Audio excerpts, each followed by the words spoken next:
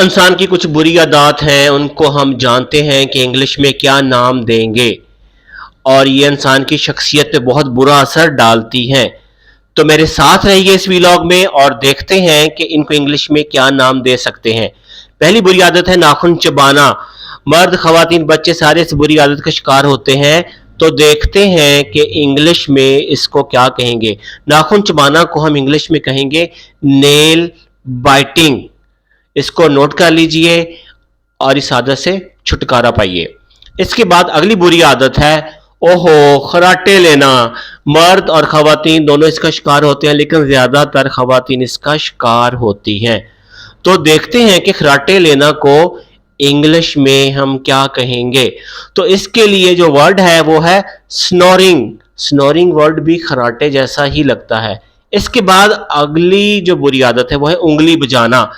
ये भी मैनर्स के खिलाफ ही है कि आप कहीं बैठे और उंगली बजा रहे हो। देखते हैं कि उंगली बजाना को हम इंग्लिश में क्या कहेंगे।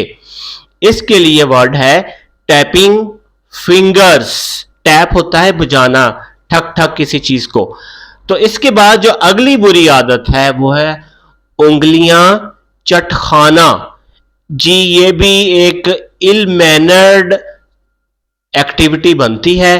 तो देखते हैं कि उंगलियां चटखाना को हम इंग्लिश में क्या नाम देंगे।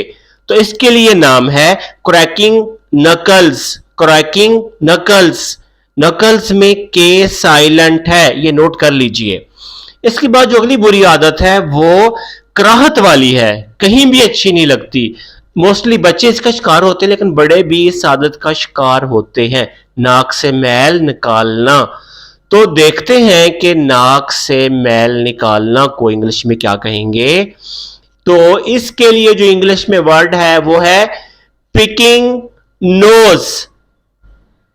इसका नोट कर लीजिए आप। इसके बाद जो हमारी अगली बुरी आदत है वो है थूकना।